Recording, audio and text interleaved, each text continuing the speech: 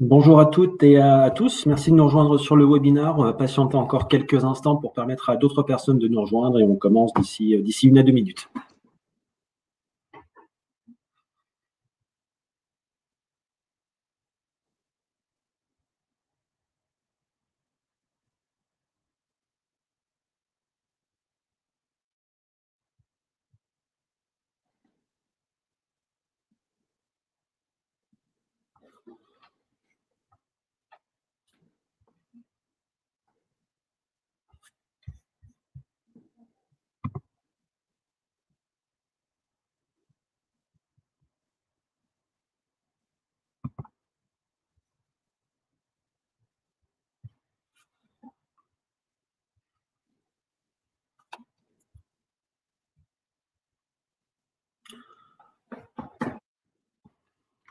Bon, parfait. Je crois que un bon nombre de personnes sont là. On va essayer de commencer relativement à l'heure.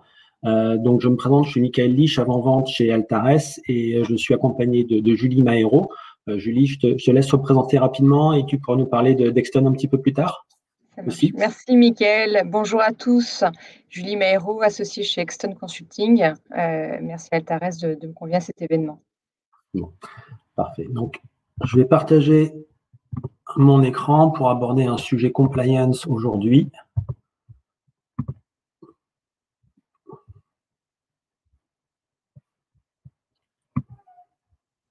Voilà, donc SAP et le processus compliance ou SAP and Comply, comme on a appelé ce webinaire, pour essayer de voir comment appliquer le processus de compliance directement à partir de votre ERP et voir comment les directions achats en général sont impliquées par ces processus. Et c'est Julie, effectivement, qui pourra nous parler un petit peu plus de cela. Donc, voilà. Donc, on a fait les présentations rapides. On vous passe également le bonjour de Laurent Luce, que vous connaissez toutes et toutes, mais qui ne peut pas être avec nous aujourd'hui. Mais on est de tout cœur avec lui. L'agenda, c'est donc de parler effectivement très rapidement des 8 étapes de l'évaluation des tiers fournisseurs et des indicateurs qui composent le score KYS. On va voir effectivement une solution, donc via la solution Business Add-on, de quelle manière mêler ce processus de compliance avec la gestion opérationnelle des tiers dans un ERP, notamment SAP. Et Julie pourra nous parler à la fin de voir quelles sont les vraies problématiques des directions achats et comment on peut faire face à ces éléments-là. Petit point d'organisation, oui, si vous avez des questions, n'hésitez pas à les poser dans le chat. On y répondra à la fin du webinaire. Et si effectivement on n'a pas l'occasion de répondre à toutes les questions, on pourra vous faire une réponse personnalisée en reprenant contact avec vous. Voilà. Donc concernant petit point rapide sur l'onboarding. Voilà, donc sur les 8 phases de l'onboarding KYC, tout commence effectivement avec une identification précise des sociétés avec lesquelles on a des transactions, notamment de nos fournisseurs, par un matching, c'est-à-dire qu'on a besoin d'identifier via notamment un DUNS number, qui est un identifiant unique mondial, chacune de ces sociétés-là. On peut les enrichir effectivement avec de l'information, donc on doit les connaître, savoir quand elles ont été créées, quelle est leur taille, qui sont les dirigeants et les bénéficiaires effectifs, identifier donc les personnes au-delà des entreprises, les personnes qui vont bénéficier des flux financiers. À partir de toutes ces informations-là, donc lien capitalistique, la société elle-même, les personnes qui bénéficient des fruits de l'entreprise, on va pouvoir le screener. Screener ces informations. Screener, qu'est-ce que ça veut dire? Ça veut dire envoyer toutes ces informations-là vers des sociétés de screening, des listes de sanctions, des listes de personnes politiquement exposées, des listes d'adverses médias pour pouvoir avoir un écho. Donc, évidemment, on va avoir des faux positifs à gérer. Chaque écho de ce screening ne sera pas bon et donc il faudra valider si effectivement c'est bien telle personne avec laquelle je travaille que je retrouve également dans cette liste de personnes politiquement exposées ou si c'est un homonyme ou si c'est quelqu'un d'autre. Une autre obligation, effectivement, de monitorer ces informations-là. On doit maintenir cette qualité d'information sur nos tiers dans le temps.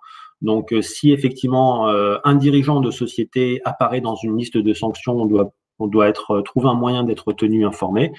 Si une société se fait racheter par un groupe qui est lui-même a des échos négatifs, et apparaît dans le screening, on doit effectivement pouvoir le suivre de cette manière-là. À partir de tous ces éléments-là, il est recommandé par l'AFA de faire un score KYC sous 3 couleurs, donc un feu tricolore, rouge, orange, vert, qui permet d'adapter la relation qu'on a avec une société en fonction de son score de conformité. Et on doit aussi être capable de pouvoir remonter des rapports de conformité, expliquer pour quelles raisons on a pris telle décision à tel moment en cas de contrôle. Donc tout ce processus effectivement d'onboarding est couvert par la solution InDuty que vous connaissez en partie, je pense, qui permet effectivement de décider si je rentre en relation avec un tiers, si je poursuis une relation avec un tiers déjà existant, ou si j'y mets fin parce que le risque de corruption, le risque de compliance est beaucoup trop fort. Et ça me permet aussi de prendre des mesures préventives en fonction d'un score tricolore qui est paramétrable, qui est basé sur différents indicateurs.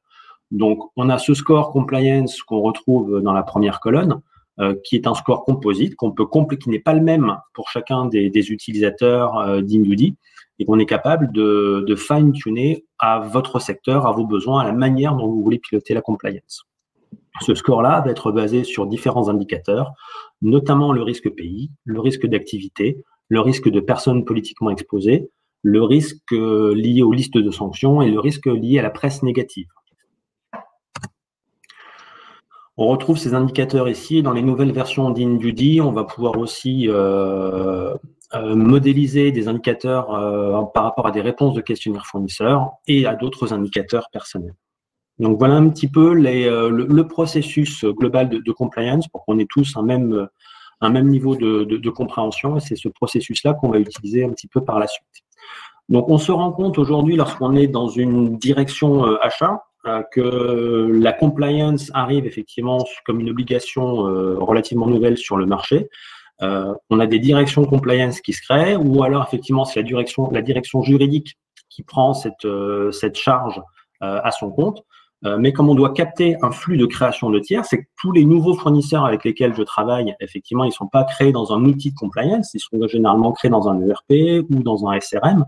Donc on a un flux de création à capter. C'est pour cela qu'on a travaillé effectivement avec le business add-on dans SAP pour, fiabiliser l'identification et la création des tiers dans SAP et pouvoir, à partir de la création d'un tiers, directement générer ce processus de compliance, donc d'identification, d'enrichissement en lien capitalistique, en bénéficiaire effectif, en screening et en génération automatique d'un score de KYS. Donc, l'idée, effectivement, c'est d'apporter de la facilité et de la création aux utilisateurs. Donc là, on est vraiment dans un monde SAP où on a peu d'utilisateurs SAP qui sont des spécialistes du risque. Par contre, c'est eux qui doivent initier et piloter ce processus de création d'un tiers. Donc, on va devoir les aider à créer et à fiabiliser facilement, rapidement, de manière standard des tiers dans SAP. On va donc pouvoir bénéficier d'un référentiel à jour dans SAP, ce qui permet effectivement d'être compliant aussi avec les lois Sapin 2, puisqu'à n'importe quel moment, si mes tiers sont clairement identifiés de manière unique et indiscutable, je suis capable de prouver avec qui je travaille. On va identifier le risque compliance et on va gérer la conformité des tiers. Tout ça, effectivement, par l'intermédiaire du DUNS Number, qui couvre aujourd'hui plus de 430 millions d'entités dans le monde. Donc, le fait de trouver un DUNS Number pour votre tiers est déjà un gage d'existence et de standardisation. On va passer, alors pour les besoins de la démonstration, on va passer sur une vidéo qu'on va commenter, qui permet effectivement d'éviter un petit peu les lags. Donc, je vais changer d'écran.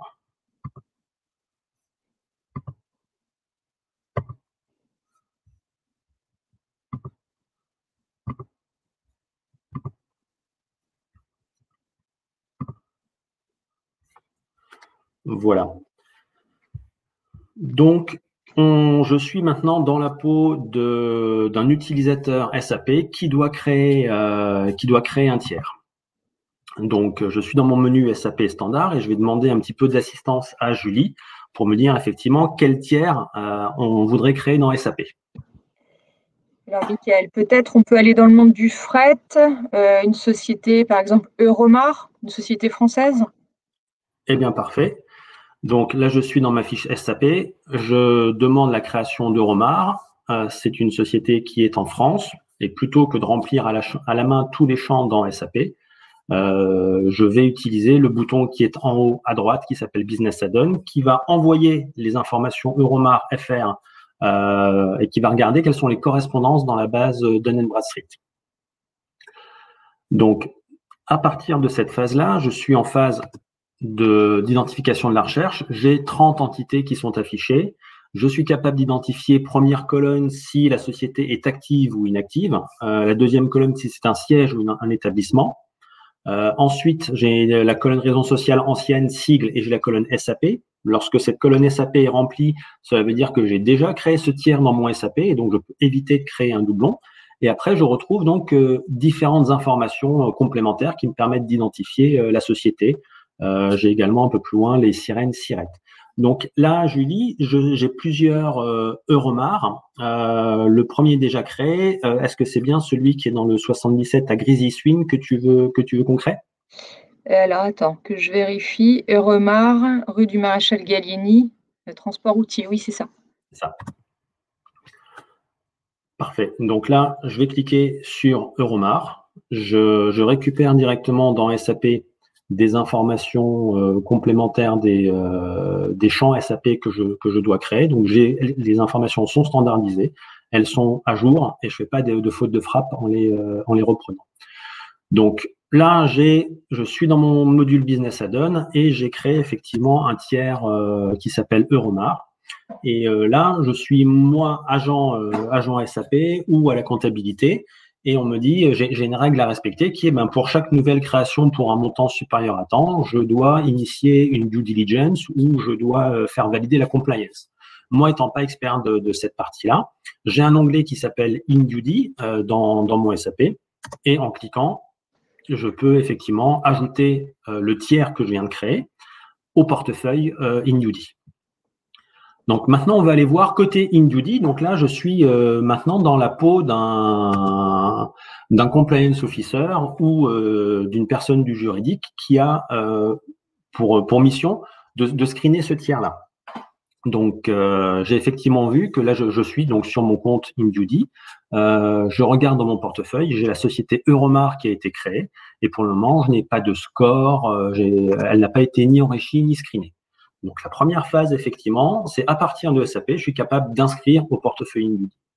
La deuxième phase aussi, si j'ai les droits suffisants, c'est à partir de SAP, je peux lancer la due diligence. Lancer la due diligence, c'est donc à partir du DUNS number que j'ai identifié dans la première phase, enrichir en lien capitalistique, en contact et lancer le screening. Donc là, on est sur un premier screening qui est temporaire. Donc, à partir de SAP, j'ai lancé le screening dans InDuty et je vois que j'ai un score de compliance qui est rouge pour le moment avec des indicateurs de score de risque pays activité qui sont vert, orange ou rouge. Donc, même chose, effectivement, que se passe-t-il dans mon SAP pour le moment? On va avoir la possibilité de le voir un petit peu plus tard. Là, je clique directement sur ma fiche Euromar dans InDuty et j'ai des informations complémentaires. Donc, j'ai un score de compliance qui est fort et je dois gérer mes positifs. Donc, je dois gérer mes faux positifs. Donc là, la question, c'est j'ai 3 échos, effectivement, que je retrouve en bas. Donc, j'ai 3 échos sur les listes de sanctions, enfin, un qui est Adverse Media Entity, une sur la liste OFAC et une troisième sur une liste espagnole. Le score est rouge parce que j'ai des échos que je dois traiter. Donc là, je dois effectivement sélectionner ces échos-là, c'est une ligne-là et dire, effectivement, Euromar Commodities GmbH est bien la société avec laquelle je travaille, ce qui là effectivement n'est pas le cas. Je dois voir si effectivement Euromar Caribi SA à Carthagène est bien la société avec laquelle je travaille ou pas. Donc là effectivement ce n'est pas le cas, donc je les coche pour pouvoir les rejeter. Et même chose, je la vois qui part un petit peu en vrille. J'ai une troisième société en Espagne et je vois que c'est pas la bonne. Donc, je sélectionne ces 3 éléments-là et je les rejette. J'ai aussi la possibilité d'automatiser ce traitement-là, donc de bénéficier de la communauté InDuty avec un premier score de pertinence que je retrouve ici, qui est est-ce que cet état est le bon, est-ce qu'il y a un match qui est bon. Donc là, je suis un match à 50%, donc j'ai peu de chances que ce soit effectivement le Euromar avec lequel je veux travailler. J'ai un indice de confiance Dow Jones qui me lie vers qui est le lien vers le screening qui était à 95%. Et j'ai un état ici à traiter parce que c'est un cas qui n'a pas encore été traité par la communauté InDuty. Si une majorité de personnes ayant traité ce faux positif-là, donc le lien entre la news Dow Jones et la société Euromar ont décidé que c'était un faux positif ou un vrai positif, dans ce cas-là, j'aurais déjà la recommandation qui apparaîtrait à ce moment-là. Donc, on automatise la gestion des faux positifs.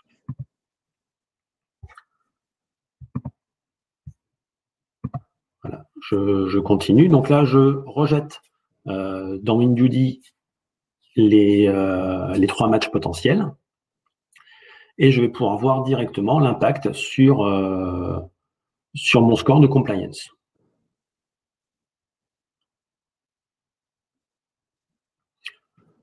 Voilà, donc, mon score de compliance avant était en score élevé. Maintenant, il est passé à moyen. Voyons voir ce qui se passe directement dans SAP. Donc, j'enregistre mon tiers dans SAP et je mets à jour donc, les informations. Le score de compliance moyen, maintenant, est à jour dans SAP et je peux continuer mon processus de création ou générer un flux de commandes ou de facturation. Donc, on va voir un petit peu comment s'affichent ces informations-là. Donc, je vais retourner sur l'affichage de Remar, vérifier effectivement quelles informations ont été inscrites dans SAP et quelles informations ont été inscrites de manière un peu plus complète directement dans le Business Add-on. Donc, côté identification, ça, ce sont des champs SAP. Je vois que les champs SAP sont remplis. J'ai le numéro de TVA, j'ai les différentes catégories de taxes qui sont renseignées. Et au-delà de ça, donc j'ai des champs complémentaires Business Add-on qui me permettent d'identifier mon tiers et de me le connaître et d'avoir directement la visibilité du résultat du traitement de la compliance qui est visible directement à partir de SAP. Donc là, je rapatrie les données d'InDuty en temps réel dans ma fiche SAP. J'ai un risque moyen. Je vois que la progression à gauche, c'est gestion des faux positifs effectués. Et en dessous du risque moyen InDuty, j'ai le détail du risque pays, activité faible exposée. J'ai la possibilité à partir de SAP de consulter directement la fiche dans InDuty. Donc, j'ai une vraie passerelle qui se fait entre SAP et InDuty. Et je suis capable d'aller vérifier des informations complémentaires ou relancer un screening ou générer un rapport de compliance à partir soit de InDuty, soit de SAP.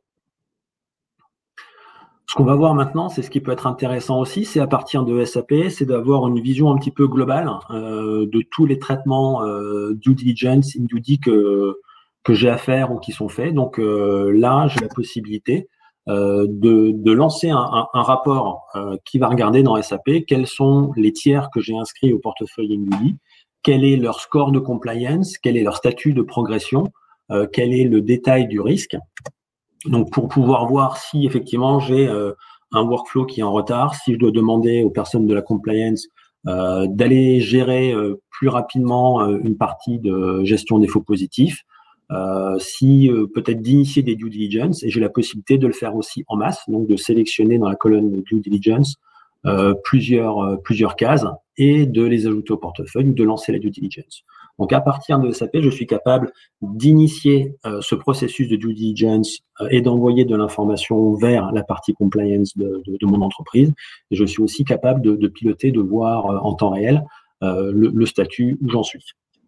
Donc, voilà un petit peu comment on a essayé de donner des outils pour pouvoir s'intégrer au processus et faciliter effectivement cette communication entre le département compliance d'un côté et les départements opérationnels ou les fonctions opérationnelles qui n'ont pas tout à fait la même compétence, mais on crée ce lien entre le métier et la compliance. On a vu l'outil et maintenant, Julie, si tu veux bien, j'aimerais que tu nous expliques un petit peu ce que toi tu vois dans les directions achats, quelles sont les problématiques et comment on peut y faire face. Et je vais revenir sur, Alors, peut-être, Mickaël, sur la présentation. il y a 3 questions côté outils, si tu veux y répondre. Oui. Côté chat, comment le score pays est-il établi dans InDuty? Alors, le score pays est établi à partir de Transparency International. Donc, lorsqu'on a un DUNS number, une identification de société, on a forcément le pays dans lequel se trouve cette société-là, et on compare ce score-là, enfin ce pays à la liste de Transparency International, et on a effectivement ce score pays-là. Si vous souhaitez modifier le risque pays en fonction d'une activité particulière, c'est quelque chose qui est 100% modifiable. Je te propose de poursuivre sur les questions. Une autre question sur la version de SAP dont il faut disposer. Alors, le BAO fonctionne sur tous les SAP ERP, donc sur SAP ECC6 et sur SAP S4, lorsqu'on est effectivement dans un mode qui n'est pas 100% cloud. Donc tous les SAP modernes qui ne sont pas où les données peuvent être stockées dans le cloud, mais le moteur de SAP doit être dédié, on est capable d'intervenir de plugger le business add-on et d'offrir ces fonctionnalités complémentaires. D'accord. Et encore 2 petites questions. Une première sur le fait si vous évaluez la démarche RSE des fournisseurs dans le scoring. Tout à l'heure, tu présentais différentes briques du scoring. Ouais. Alors, on n'évalue pas la démarche RSE complète, mais dans le scoring, dans le scoring tel qu'on le met en place, il y a une partie adverse média. Et dans cette partie adverse média, la RSE, tous les échos RSE remontent. Donc, ce n'est pas une solution qui est spécifique RSE, mais la RSE est prise en compte dans ce scoring. Je continue. Les fournisseurs visibles via le système sont-ils worldwide? Parce que là, on a pris un exemple français, mais… Alors effectivement, les fournisseurs, on accède aux 430 millions de fournisseurs dans le monde qui sont présents dans la base de NetBradstreet. Okay. Et dernière question, est-il possible d'interfacer InDuty avec d'autres ERP puisqu'on parle de SAP aujourd'hui? Alors oui, effectivement, oui, il est tout à fait possible d'interfacer InDuty avec d'autres ERP. Par contre, là, pour SAP, c'est un travail qu'on a déjà fait, donc c'est un produit qui est sur étagère. Pour d'autres ERP, on sait comment le faire, on sait comment vous accompagner. Donc, on arrivera sur un mode spécifique. Il faudra travailler avec un intégrateur, mais on est capable d'interfacer InDuty avec n'importe quelle solution SRM, CRM ou ERP du marché. Ok, merci Mickaël. Ben, merci à toi, Julie. Et je reviens sur le diaporama.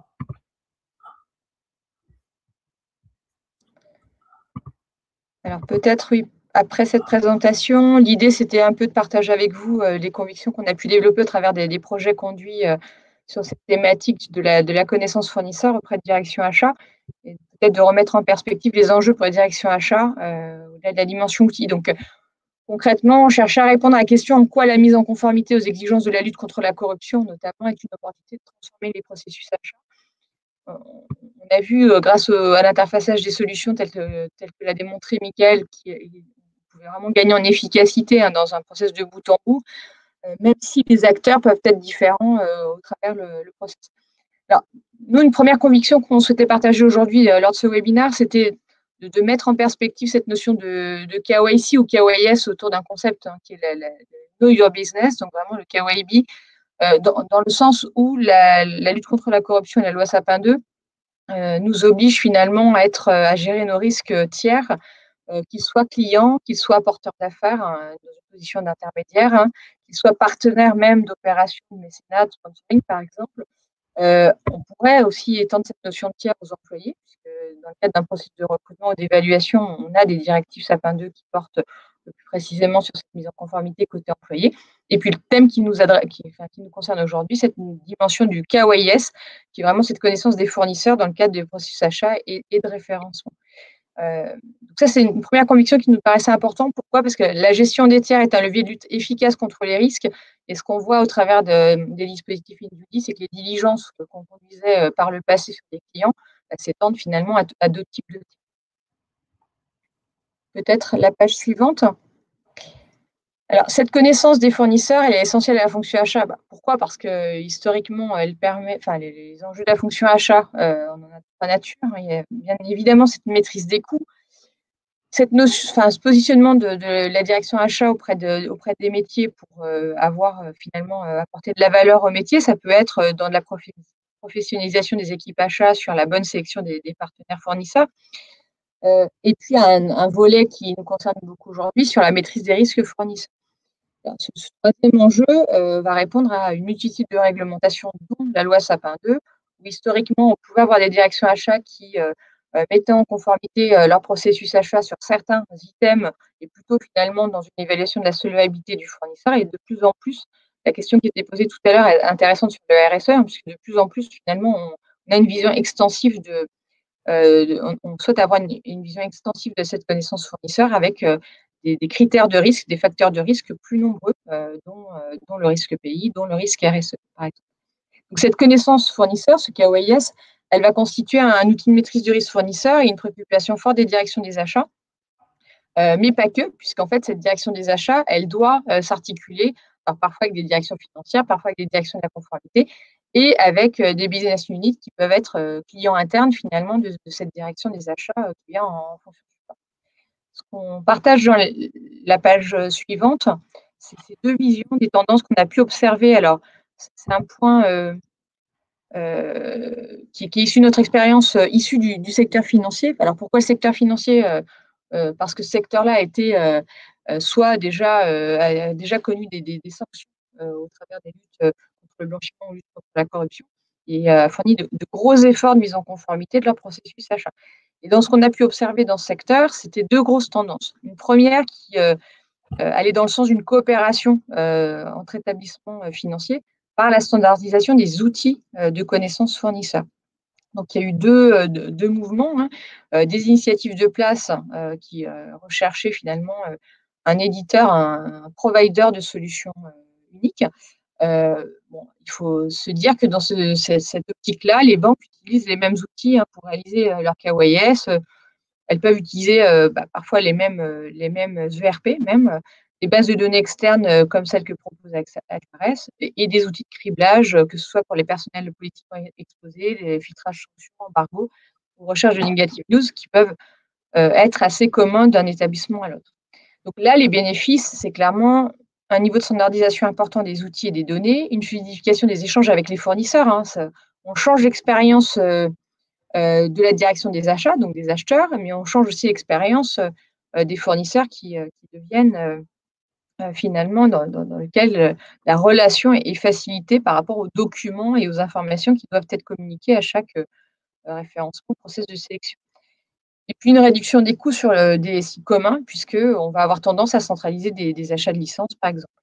Alors après, évidemment, cette tendance-là, les grandes limites vont être une dépendance technologique éventuelle ou l'optimisation limitée de la charge opérationnelle. Donc, concrètement, les opérateurs, hein, ceux qui vont faire les diligences, comme nous montrait tout à l'heure Mickaël, quand bien même il y a une certaine fluidité dans le process, les diligences et la qualification des faux positifs sont encore à la charge d'œils humains. Et c'est ce qui peut nous amener à une deuxième tendance de coopération par la mutualisation, cette fois-ci des traitements de KYS. Et c'est vrai qu'au sein des établissements bancaires notamment, il y a vraiment eu ce mouvement d'avoir des process achats très centralisés et d'ailleurs que ce soit pour des achats directs ou indirects. Donc on a été confrontés, nous par exemple, dans le cadre de notre expérience projet, à des filiales de groupes bancaires qui étaient spécialisés dans la promotion immobilière, donc avec beaucoup d'achats directs, avec un panel de fournisseurs qui n'était pas forcément connu par la direction des achats de ce groupe bancaire parce que cette direction des achats était focalisée sur des achats très généraux. Et petit à petit, à l'occasion de cette mise en conformité à la loi Sapin 2, cette direction des achats a joué un rôle de plus en plus central dans l'identification des fournisseurs et les diligences associées.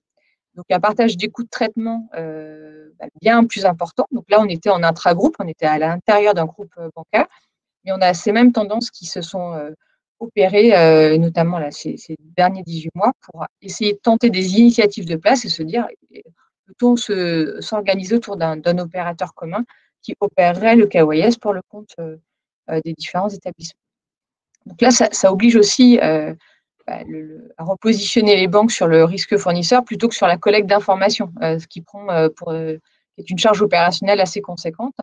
Et puis le deuxième point, ça peut être dans la sélection d'outils, on va déléguer finalement à l'opérateur, à ce tiers de confiance, le choix d'outils, les évolutions d'outils éventuelles. Voilà. Après, les difficultés qu'on rencontre dans ces schémas-là, ça va plus être un risque de dépendance à un opérateur s'il est externe, et puis des difficultés éventuellement aussi sur la gouvernance de la valeur qui est créée, de ce qui est mis au commun. Voilà, donc ça, c'était ce qu'on souhaitait partager avec vous sur les deux tendances observées et en quoi, du coup, cette mise en conformité, cette contrainte réglementaire à la loi Sapin 2 a obligé les clients pour lesquels nous avons travaillé à réfléchir à d'autres modes de fonctionnement.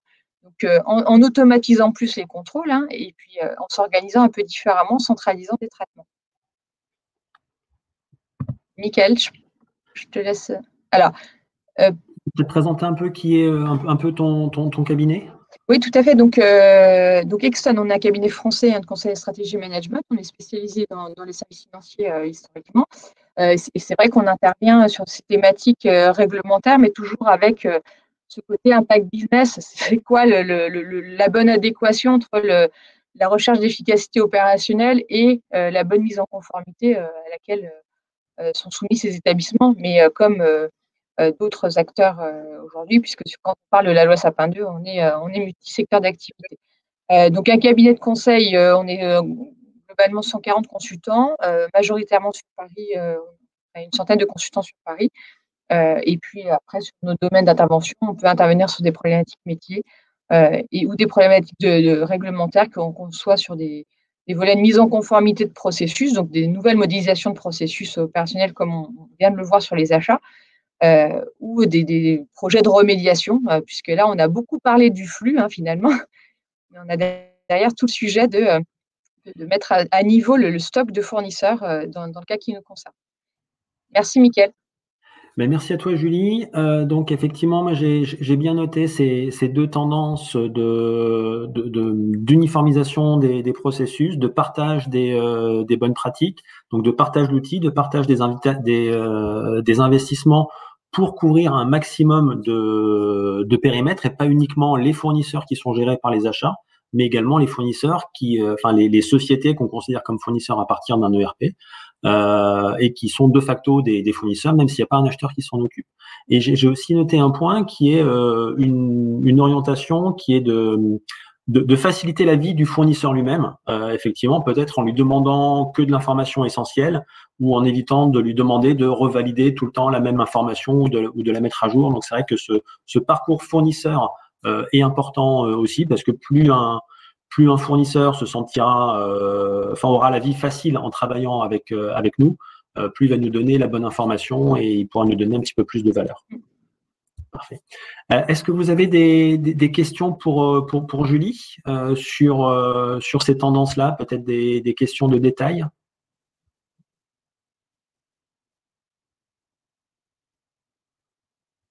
Je vois effectivement que le message de Julie a été très clair. En tout cas, pour moi, c'est très intéressant de partager ces points-là. Je remercie Julie, effectivement, aujourd'hui, malgré l'annulation du concert de Céline Dion, de participer avec nous à ce webinaire et de montrer que la compliance est un art qui va au-delà des annulations de concerts. Si vous n'avez pas d'autres points, je tiens à vous remercier au nom d'Altares et d'Exton pour votre participation et au plaisir de vous retrouver lors d'autres informations. Merci à tous. Merci, Mickaël. Merci beaucoup. Au revoir.